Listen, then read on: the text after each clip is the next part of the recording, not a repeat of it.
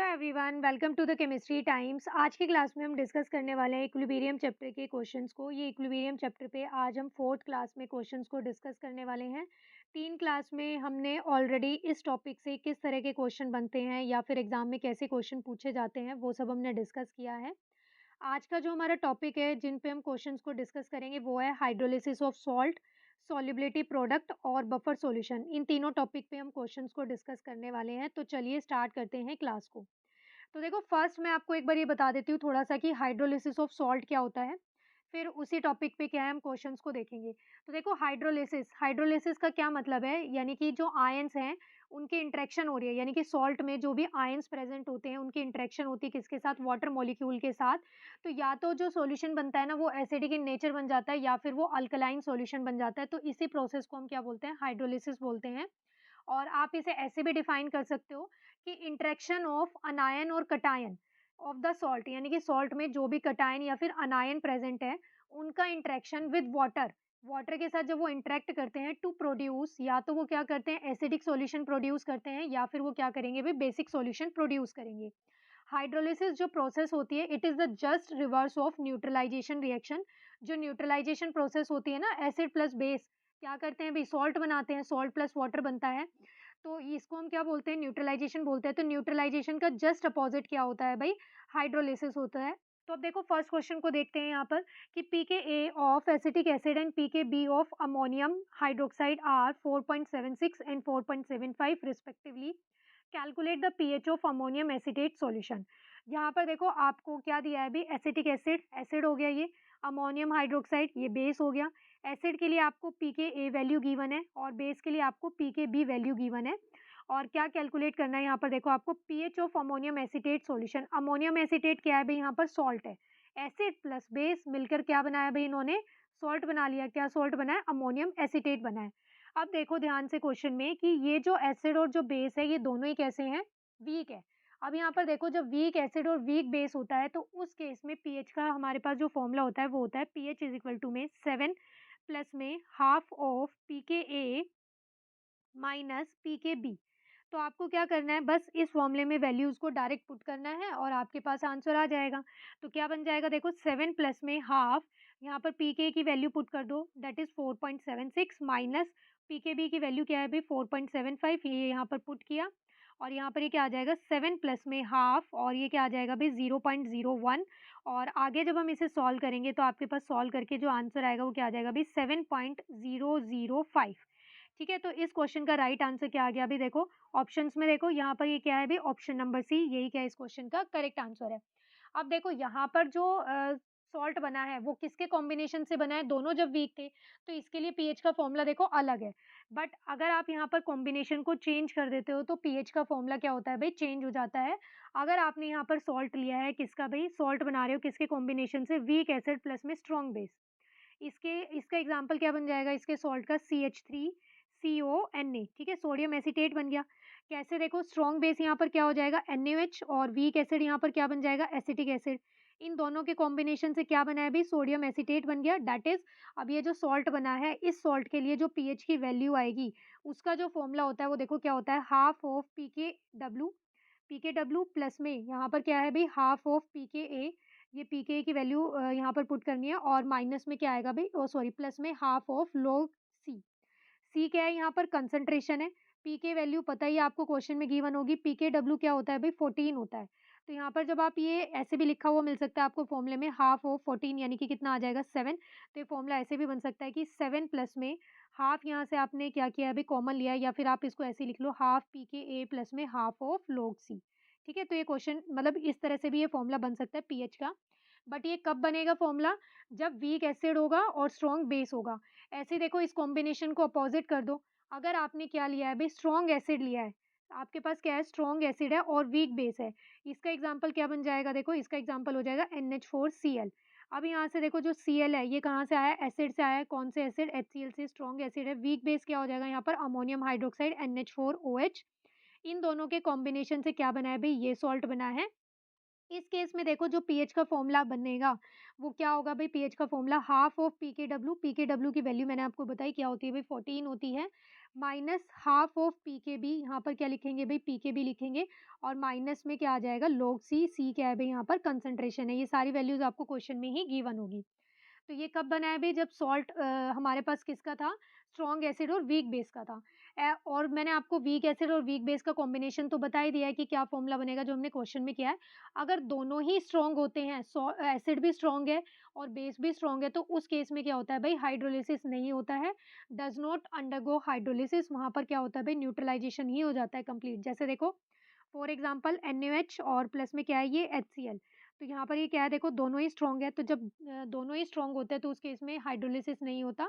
ठीक है, तो ये कॉम्बिनेशन आपको ध्यान रखने हैं और इनके लिए पीएच का फॉर्मूला ध्यान रखना है, आपसे पूछे जा सकते हैं ये एग्जाम में। नेक्स्ट क्वेश्चन देखते हैं, pH of A salt of a weak acid and weak base. यहाँ पर देखो आपको खुद ही बता दिया उसने क्वेश्चन में कि वीक एसिड और वीक बेस है, और इसके लिए आपको पीएच कैलकुलेट करना है। तो ये पीएच का फॉर्मूला वही लग जाएगा जो ऊपर वाले क्वेश्चन में लगाया था हमने फर्स्ट क्वेश्चन में, 7 प्लस में हाफ ऑफ पी के ए माइनस क्या आ जाएगा भाई यहाँ पर, पी के बी।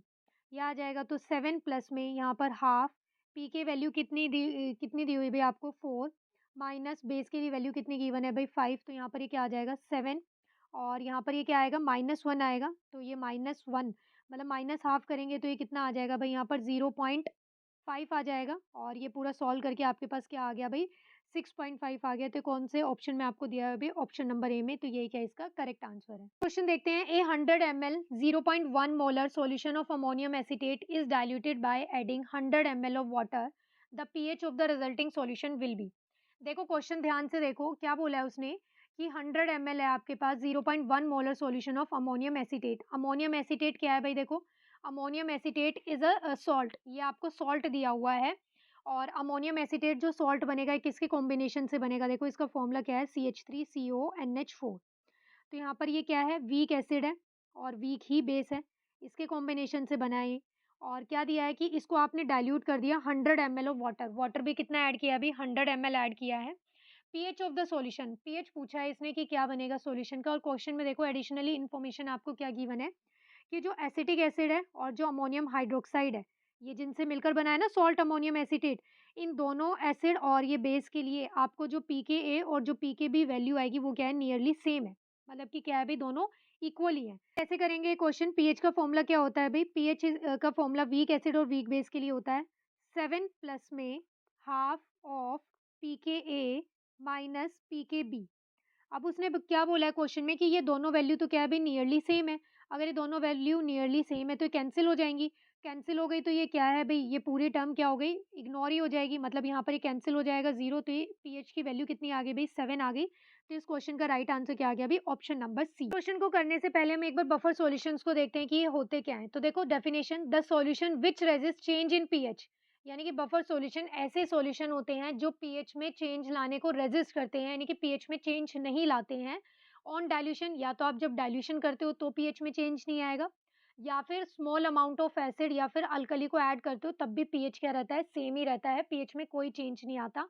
तो ऐसे सॉल्यूशंस को हम क्या बोलते हैं, बफर सॉल्यूशंस बोलते हैं, जो चेंज को नहीं लाने देते हैं।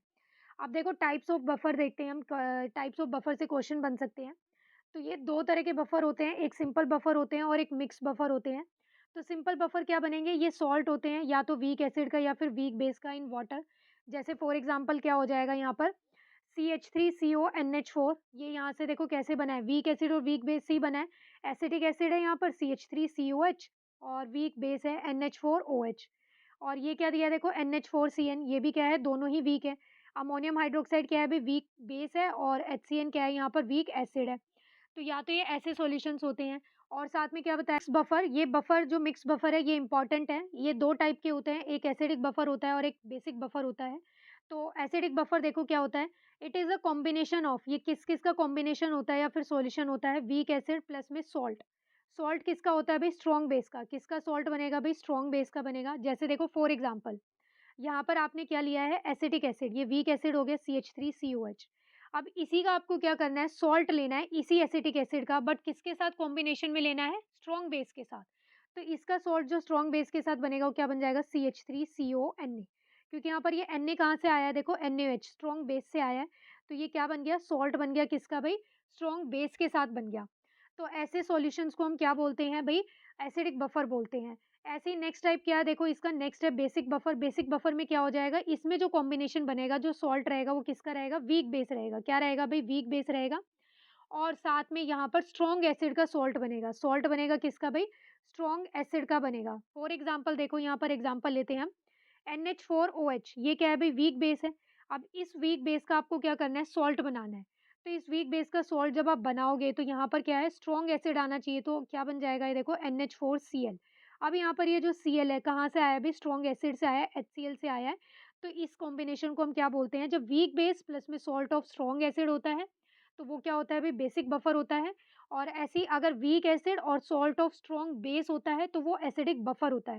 इस टॉपिक से क्वेश्चन या तो वो ये पूछ सकता है, जैसे मान लो आपको सॉल्यूशन दे दिए कि एसिडिक बफर बनेगा या फिर बेसिक बफर बनेगा, कॉम्बिनेशन में पूछ लिया।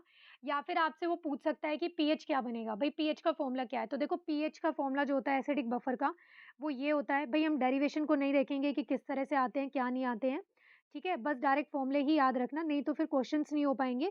तो ये पीएच का जो फॉर्मूला होता है एसिडिक बफर के लिए, वो क्या होता है, pKa प्लस में लॉग, और क्या होता है यहाँ पर कंसंट्रेशन ऑफ सॉल्ट, सॉल्ट जो भी आपको दिया हुआ है उसकी कंसंट्रेशन, और अपॉन में एसिड की कंसंट्रेशन, ये फॉर्मूला होता है। ऐसे ही हमारे पास किसका फॉर्मूला होता है भाई, बेसिक बफर का फॉर्मूला होता है। बेसिक बफर का फॉर्मूला जो बनेगा वो क्या हो जाएगा भाई, पीओएच इज इक्वल टू में पीकेबी, ये आपको क्वेश्चन में गिवन होगा। लोग कंसंट्रेशन ऑफ सॉल्ट, और अपॉन में क्या होता है भाई, कंसंट्रेशन ऑफ बेस। टॉपिक से रिलेटेड क्वेश्चन को देखते हैं, which of the following combination of acetic acid plus में क्या दे रखा है आपको भी, sodium hydroxide would result in the formation of acidic buffer. अब देखो उसने बोला है कि हमें कॉम्बिनेशन लेना है किस किस का, एसिटिक एसिड का, और यहाँ पर ये क्या दे रखा है, बेस का। और इस कॉम्बिनेशन से आपको क्या बनाना है, एसिडिक बफर बनाना है। अब एसिडिक बफर तो तभी बनेगा ना जब वहां पर क्या होगा, एसिड ज्यादा होंगे, है ना भाई, वहां पर एसिडिक आयन की कंसंट्रेशन जब ज्यादा होगी तभी तो वहां पर वो क्या बनेगा, एसिडिक बफर बनेगा।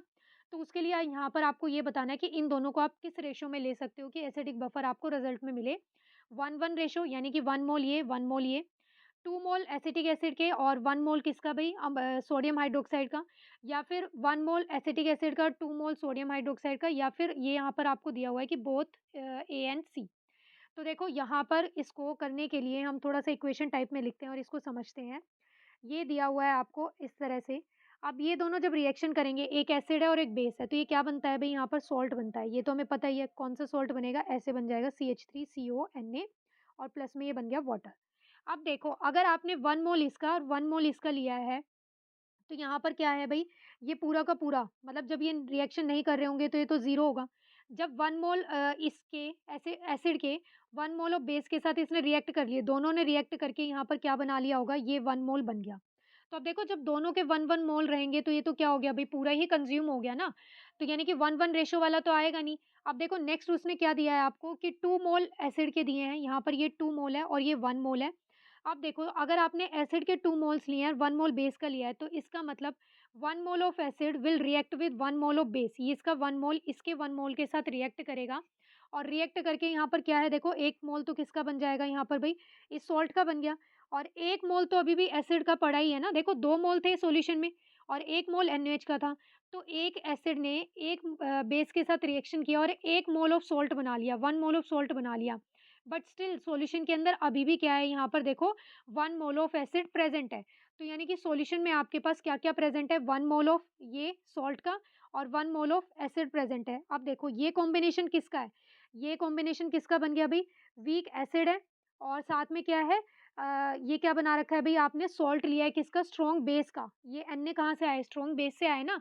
तो वीक वीक एसिड प्लस में जब सॉल्ट होता है हमारे पास किसका भई, स्ट्रॉन्ग बेस का होता है, तो वो क्या बनाता है वहाँ पर, एसिडिक बफर बनाता है। क्या बनाता है? एसिडिक बफर बनाता है। तो यानी कि इस क्वेश्चन का जो राइट आंसर आएगा वो क्या आ जाएगा भई, option number B 2:1। Next question, the pH of a buffer solution will be equal to the pKa of acid only if.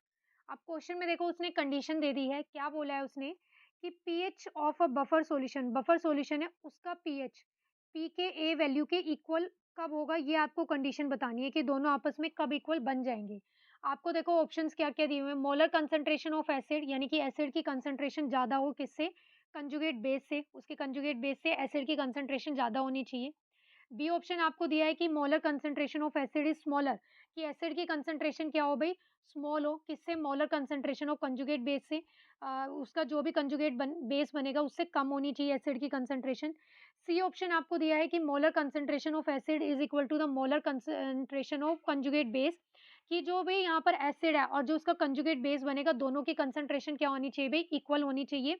तब यहाँ पर ये वाली कंडीशन आएगी, यानी कि पीएच पीके के इक्वल हो जाएगा। और डी ऑप्शन आपको दिया है कि molar concentration of acid is almost negligible, कि जो एसिड की कंसंट्रेशन है उसको हम क्या कर दें भई, यहाँ पर नेग्लेक्ट कर दें। इस क्वेश्चन को हम कैसे करेंगे, बफर सॉल्यूशन के लिए एसिडिक बफर और बेसिक बफर हमने देखे थे, तो उसके लिए आपको मैंने एक इक्वेशन बताई थी, हेंडरसन हेसलब्लेक इक्वेशन। तो उसी इक्वेशन का हम यूज करेंगे यहाँ पर। वो क्या थी, देखो यहाँ पर एसिड के लिए पीएच इज इक्वल टू में क्या बन रहा था भाई, फॉर्मूला जो था पीएच का, पीकेए प्लस में लॉग ऑफ कंजुगेट बेस, यानी कि कंजुगेट बेस था और अपॉन में क्या था भई, यहाँ पर कंसंट्रेशन ऑफ एसिड था। ओके। अब देखो क्वेश्चन में उसने क्या बोला है कि ये पीएच ना पी के ए के इक्वल आ जाए। अब ये दोनों इक्वल कब हो सकते हैं, जब ये पूरी की पूरी वैल्यू क्या बन जाए भई, 1 बन जाए। अगर ये पूरी की पूरी वैल्यू 1 नहीं, ये पूरी की पूरी वैल्यू क्या हो जाए भई, 0 हो जाए। अगर ये पूरी वैल्यू 0 हो गई तो उस केस में पीएच किसके इक्वल आ जाएगा भई, पी के ए के इक्वल आ जाएगा। अब ये पूरी वैल्यू 0 कैसे हो सकती है, अगर इन दोनों की कंसंट्रेशन आप क्या कर दो, 1 कर दो।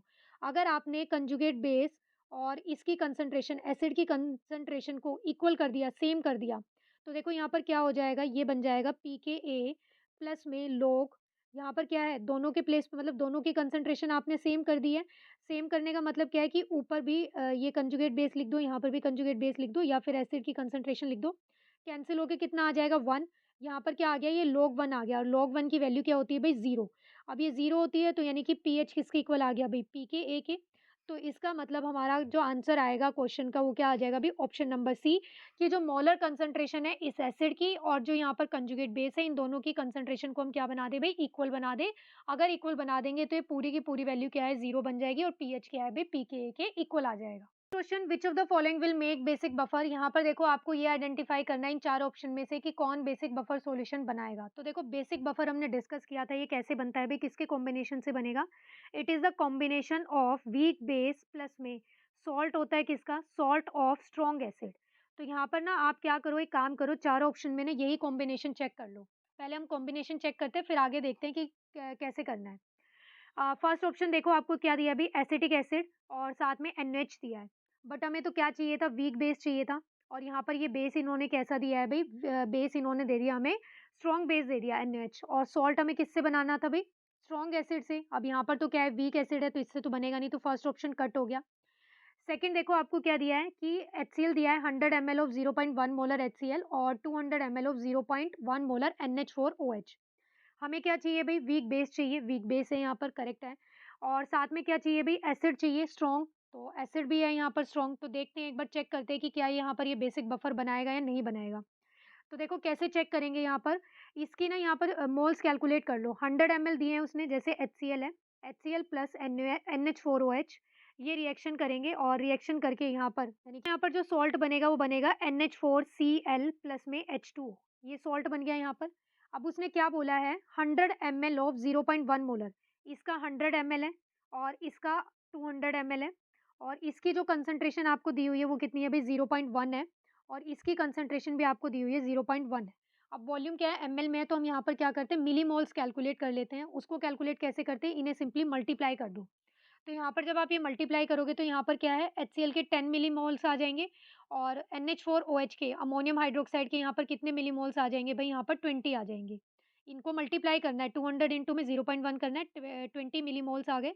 और यहाँ पर देखो, अब ये यहाँ पर 10 HCl है और 20 ये अमोनियम हाइड्रोक्साइड है। अब 10 HCl 10 अमोनियम हाइड्रोक्साइड के साथ ही तो रिएक्शन करेंगे, और रिएक्शन करके यहाँ पर क्या है, 10 मिलीमोल्स बना लेंगे किसके भाई, इस सॉल्ट के बना लेंगे, अमोनियम क्लोराइड के। इसका मतलब यहाँ पर सॉल्यूशन में देखो क्या बचे हुए हैं अभी भी, 10 मिलीमोल्स लेफ्ट हैं किसके भाई, अमोनियम हाइड्रोक्साइड के। तो यहाँ पर सॉल्यूशन में जो फाइनल सॉल्यूशन बना है उसमें क्या-क्या प्रेज़ेंट है, एक तो अमोनियम हाइड्रोक्साइड प्रेज़ेंट है, NH4OH प्रेज़ेंट है, और प्लस में क्या है यहाँ पर सॉल्ट सॉल्यूशन में, NH4Cl है। अब देखो ये क्या है, वीक बेस है, और ये क्या है भई, यहाँ पर सॉल्ट हो गया किसका, स्ट्रॉन्ग एसिड का हो गया। तो इसका मतलब ये क्या बनाएगा भई, यहाँ पर बेसिक बफर बनाएगा। तो इस क्वेश्चन का राइट आंसर क्या आ गया भई, ऑप्शन नंबर बी। बाकी एक बार और ऑप्शंस देख लेते हैं। तो देखो सी ऑप्शन जो आपको दिया है, इसमें तो बिल्कुल इन्होंने क्या दे रखा है, स्ट्रॉन्ग एसिड और स्ट्रॉन्ग बेस दे दिया। तो ये भी नहीं बनेगा, ये तो कंप्लीट ही न्यूट्रलाइज़ हो जाएगा, न्यूट्रल सॉल्ट बन जाएगा यहाँ पर। डी ऑप्शन में आपको देखो क्या दिया है, 50 एमएल ऑफ 0.1 मोलर एनएच, यहाँ पर भी क्या दे दिया इन्होंने, स्ट्रॉन्ग बेस दे दिया।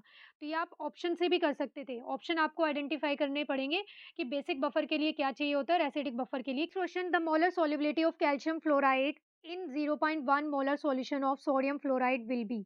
आपने क्या किया है भई, 0.1 मोलर सोडियम फ्लोराइड था आपके पास, इसमें आपने क्या ऐड कर दिया, ये कैल्शियम फ्लोराइड ऐड कर दिया है यहाँ पर, ठीक है? तो आपको क्या कैलकुलेट करना है यहाँ पर, इस कैल्शियम फ्लोराइड के लिए मोलर सॉल्युबिलिटी कैलकुलेट करनी है कि क्या है। क्वेश्चंस को देखो कैसे सॉल्व करते हैं अभी। कैल्शियम फ्लोराइड की हम क्या करते हैं यहाँ पर, सॉल्युबिलिटी को लेट कर लेते हैं कि भई ये किस एस मोल पर लीटर सॉल्युबल है। तो कैल्शियम फ्लोराइड जो है वो कैसे आयनाइज़ होगा, कैल्शियम +2 इस तरह से बनाएगा और 2 फ्लोराइड आयन बनेंगे। यहाँ पर हमने लेट कर लिया क्या भई, इसकी सॉल्युबिलिटी एस है और यहाँ पर फ्लोराइड आयन की सॉल्युबिलिटी भी एस है, बट यहाँ पर ये 2 है तो ये कितना आ जाएगा, 2s हो जाएगा। ऐसे ही जो सोडियम फ्लोराइड है ये किस तरह से आयनाइज़ होगा भई, ये बन जाएगा Na पॉज़िटिव प्लस में F नेगेटिव, ये इस तरह से बन जाएगा। इसकी कंसंट्रेशन देखो आपको क्वेश्चन में कितनी बताई हुई है, 0.1 मोलर। अब देखो जितनी कंसंट्रेशन होगी यानी कि जितने टोटल आयन्स होंगे उतने ही में ही तो वो आयनाइज़ होता है। जैसे मान लो अगर यहाँ पर S था तो ये S में ही तो आयनाइज़ होगा। तो यानी कि यहाँ पर सोडियम फ्लोराइड से वो कितने, इसकी कंसंट्रेशन आपको बता रखी है, तो यहाँ पर ये कितने बन रहे होंगे, 0.1 और 0.1 मोल ही बन रहे होंगे। इसमें आयनाइज़ हो रहा होगा। बट देखो दोनों में ही क्या कॉमन है, यहाँ पर फ्लोराइड आयन कॉमन है। जब आप इसे मिक्स करोगे ये सॉल्यूशन बनेगा, तो यहाँ पर फ्लोराइड आयन की कंसंट्रेशन क्या है, यहाँ से भी आएगी और यहाँ से भी आएगी। जो फ्लोराइड आयन की कंसंट्रेशन आएगी वो कितनी आ जाएगी भई, 2s प्लस में 0.1 कितनी आ जाएगी भई, 2s प्लस में 2s यहाँ से और 0.1 ये वाली। सॉल्युबिलिटी प्रोडक्ट को हम कैसे लिखते हैं अभी, सॉल्युबिलिटी प्रोडक्ट को हम रिप्रेजेंट करते हैं, प्रोडक्ट होता है ये कंसंट्रेशन ऑफ आयंस का। तो कैसे लिखेंगे भई, कैल्शियम फ्लोराइड के लिए लिखना है तो यहाँ पर कंसंट्रेशन ऑफ कैल्शियम आयन और साथ में क्या आ जाएगा भई, फ्लोराइड आयन की कंसंट्रेशन, और जो भी यहाँ पर जितने भी आयन्स बन रहे होते हैं ना, बेसिकली जो भी कोएफिशिएंट होता है वो क्या होता है, पावर में चला जाता है। तो यहाँ पर इसका क्या हो गया भई, ट्वाइस हो गया। अब देखो कैल्शियम फ्लोराइड के लिए जो हमने यहाँ पर जो कैल्शियम आयन की कंसंट्रेशन थी वो कितनी थी, एस थी। फ्लोराइड आयन के लिए अभी मैंने आपको बताया कि यहाँ पर दोनों सॉल्यूशन में है तो ये ऐड हो जाएगी, तो यहाँ से ये कितनी आ जाएगी भई, ये आएगी आपके पास 2s प्लस में 0.1 और इस पूरे का स्क्वायर। अब 2s की जो वैल्यू है ना, एज़ कम्पेयर टू क्या होती है भई, 0.1 के कंपैरिज़न में क्या होती है, बहुत ही स्मॉल होती है, तो इसको हम क्या है भई, नेग्लेक्ट कर सकते हैं। तो यहाँ पर ये वैल्यू बन जाएगी s और यहाँ पर क्या है, सिंपली 0.1 का स्क्वायर आ जाएगा। यहाँ पर ये 0.1 का स्क्वायर हो गया। अब देखो क्वेश्चन में आपको क्या बताया हुआ है अभी, इसकी वैल्यू भी दी हुई है, केएसपी की ना वैल्यू आपको गिवन है 5.3 इंटू में 10⁻⁻11। तो इसके इक्वल हम रख देंगे तो ये आ जाएगा कंसंट्रेशन ऑफ एस और ये 0.1 का स्क्वायर। ये इधर डिवीज़न में जाएगा और जब ये डिवीज़न में जाएगा तो ये क्या हो जाएगा, 5.3 इंटू में 10⁻⁻9, ये इसका स्क्वायर करेंगे तो ये 0.01 बनेगा और ये इधर डिवीज़न में जाएगा, जो ऊपर पावर है वो क्या है अभी, प्लस में चली जाएगी। तो यहाँ पर फाइनल आंसर क्या आ जाएगा भाई, 5.3 इंटू में 10⁻⁹। अब देखते हैं आपको कौन से ऑप्शन में आपको दिया हुआ है अभी। It is given in the option number C, तो ये क्या है, इसका करेक्ट आंसर है। Next question, pH of saturated solution of barium hydroxide is 12। यहाँ पर देखो बेरियम हाइड्रोक्साइड के लिए आपको पीएच की वैल्यू गिवन है and the value of solubility product of Ksp of barium hydroxide, और यहाँ पर आपको क्या कैलकुलेट करना है अभी, केएसपी कैलकुलेट करना है। तो देखो अगर इस तरह के क्वेश्चन आते हैं ना जिसमें आपको पीएच या फिर पीओएच की वैल्यू गिवन होती है और आपको फिर केएसपी कैलकुलेट करना होता है, तो देखो हम कैसे करते हैं ऐसे क्वेश्चंस को। सबसे पहले यहाँ पर आप क्या करो, इस बेरियम हाइड्रोक्साइड की आयन के लिए यानी कि यहाँ पर आपको OH नेगेटिव आयन की कंसंट्रेशन फाइंड आउट करनी है क्योंकि बेसिक सॉल्यूशन है। तो इसको कैलकुलेट करने के लिए हम पीएच प्लस पीओएच वाला ये वाली इक्वेशन को हम यूज करेंगे। पीएच प्लस में पीओएच इज इक्वल टू में किसके इक्वल होता है भाई, 14 के इक्वल होता है। अब यहाँ पर पीएच की वैल्यू आपको क्वेश्चन में कितनी गिवन है भाई, 12 प्लस में पीओएच इज इक्वल टू में 14। तो पीओएच की वैल्यू कितनी आ जाएगी भाई, 14 माइनस 12 दैट इज 2। यहाँ पर पीओएच कितना आ गया भाई, 2 आ गया। अब देखो जैसे पीएच होता है इज इक्वल टू में minus log of H positive ion की कंसंट्रेशन की, ऐसे ही पीओएच होता है ये किसके इक्वल बनेगा भाई, minus log of O H negative ion concentration की। तो यहाँ पर इसी फॉर्मूले को, इसी इक्वेशन को हमें यूज करना है। तो ये पीओएच की वैल्यू हो गई 2 minus log of O H negative ion की कंसंट्रेशन। जब भी इस तरह से आपको ये वैल्यू दी हुई होती है और आपको आयन की कंसंट्रेशन कैलकुलेट करनी होती है तो उसको हम 10 रेज़ टू पावर में करके लिख देते हैं। तो यहाँ पे ये क्या बन जाएगा, OH नेगेटिव आयन की कंसंट्रेशन क्या आ जाएगी भी, 10 रेज़ टू पावर माइनस 2। अब देखो बेरियम हाइड्रोक्साइड जो है वो किस तरह से आयनाइज होगा, बेरियम हाइड्रोक्साइड कैसे आयनाइज होगा भाई, BaOH का ट्वाइस है, ये आयनाइज़ होगा ऐसे Ba+2 और प्लस में क्या है हाइड्रोक्साइड आयन आएँगे यहाँ पर 2। अब अगर इसकी सॉल्युबिलिटी को आप लेट करते हो तो यहाँ पर ये S हो गया, इसकी S आ जाएगी और यहाँ पर इसकी क्या है S और यहाँ पर ये 2 मोल्स बन रहे हैं तो ये 2S हो गई, ठीक है? अब जो KSP होता है आप कैसे लिखते हो भी KSP इस बेरियम हाइड्रॉक्साइड के लिए हम कैसे रिप्रेज़ेंट करेंगे? कंसंट्रेशन ऑफ बेरियम आयन और क्या है भई यहाँ पर कंसंट्रेशन ऑफ हाइड्रॉक्साइड आयन और इसका स्क्वायर। अब देखो आगे कैसे करेंगे यहाँ पर, आपको देखो क्वेश्चन में उसने क्या बोला है OH नेगेटिव आयन। अभी देखो क्वेश्चन में हमने क्या कैलकुलेट किया था OH नेगेटिव आयन की कंसंट्रेशन कैलकुलेट की थी, वो आपके पास कितनी आई थी भाई 10⁻⁻2 आई थी। अब यहाँ पर ये जो इक्वेशन है इसमें आपने जो OH लिखा है उसकी कंसंट्रेशन क्या है 2S है, तो इसका मतलब जो 2S की कंसंट्रेशन है वो किसके इक्वल है भाई 10⁻2 के इक्वल है। तो यहाँ से S की वैल्यू कितनी आ जाएगी भाई 10⁻2 अपॉन में 2 ये आ जाएगी। अब इसी S की वैल्यू को क्या है आपको यहाँ पर पुट करना है, तो ये क्या बन जाएगा देखो, यहाँ पर बेरियम आयन की कंसंट्रेशन क्या है S है और OH नेगेटिव आयन की कंसंट्रेशन क्या है भाई 2S का स्क्वायर है। अब देखो यहाँ पर क्या हो जाएगा S की वैल्यू कितनी आई है भाई आपके पास 10⁻2 और ये अपॉन में 2 इनटू में 2S की वैल्यू कितनी है भाई 10⁻2 है और इसका स्क्वायर। तो जब भी पावर क्या होती है इस तरह से होती है तो ये क्या होती है आपस में मल्टीप्लाई होती है, तो ये क्या आ जाएगा 10⁻2 अपॉन में 2 इनटू में 10⁻4। अब देखो ये पावर क्या है भई यहाँ पर बेस सेम है तो पावर क्या हो जाती है ऐड, तो ये कितना आ जाएगा 10⁻6 अपॉन में 2। अब ये जो 2 है आप इसे ऐसे भी तो लिख सकते हो ना कि 1/2 इंटू में 10⁻6, तो यहाँ से क्या आ जाएगा भई, ये आ जाएगा 0.5 इंटू में 10⁻6, तो ये आ गया आपके पास आंसर। ऑप्शन देखते हैं यहाँ पर, ऑप्शन आपको क्या दिए हुए हैं अभी? ऑप्शन में आपको देखो 0.5 में कोई भी ऑप्शन नहीं दिया हुआ है, तो ए और सी तो क्या है भई यहाँ पर कट ही हो जाएँगे। जो डी ऑप्शन है इसमें देखो पावर पॉजिटिव दी हुई है 10⁻6 दिया हुआ है, तो ये ऑप्शन भी कट हो जाएगा। इस क्वेश्चन का राइट आंसर क्या है अभी? Option number B. यहाँ पर ये जो 0.5 है ना इसके डेसिमल को हम क्या है अभी चेंज कर देंगे, तो ये क्या आ जाएगा 5 इंटू में 10⁻7। तो ये क्या आ गया अभी इसका करेक्ट आंसर आ गया। तो ये थे आज के क्वेश्चंस, और क्वेश्चंस को हम नेक्स्ट क्लास में डिस्कस करेंगे, तब तक पढ़ते रहना, रिवाइज करते रहना। मिलते हैं नेक्स्ट क्लास में।